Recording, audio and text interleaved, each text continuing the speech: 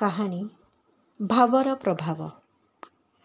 ଦିନେ ତାନସେନଙ୍କର ଗୋଟିଏ ଗୀତରେ ପ୍ରସନ୍ନ ହୋଇ ବାଦଶାହ ଆକବର ପଚାରିଲେ, ଏତେ ସୁନ୍ଦର ଗୀତ ତୁମେ କାହା ପାଖରୁ ଶିଖିଲ?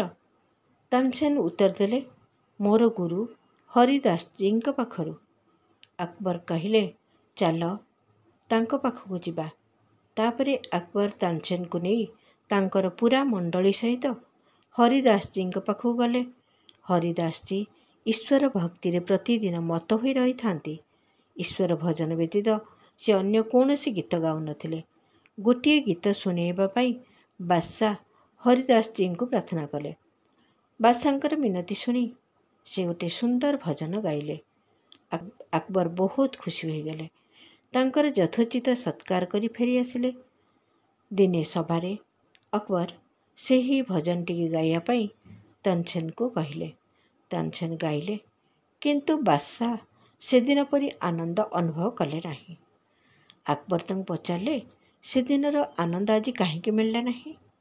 ତାନସେନ କହିଲେ, ମୁଁ ଆପଣଙ୍କୁ ଖୁସି କରିବାକୁ ଗାଉଛି, କିନ୍ତୁ ମୋର ଗୁରୁଜୀ ଆପଣଙ୍କୁ ଖୁସି କରିବାକୁ ଗାଇନଥିଲେ, ବରଂ ବାଦଶାହଙ୍କୁ ଖୁସି କରିବା ପାଇଁ ଗାଇଥିଲେ। ସେ ଭାବନାରେ ପ୍ରଭେଦ ରହିଛି, ନହେଲେ ଶାସ୍ତ୍ରୀୟ ଢଙ୍ଗ ସେଇ ଏକା।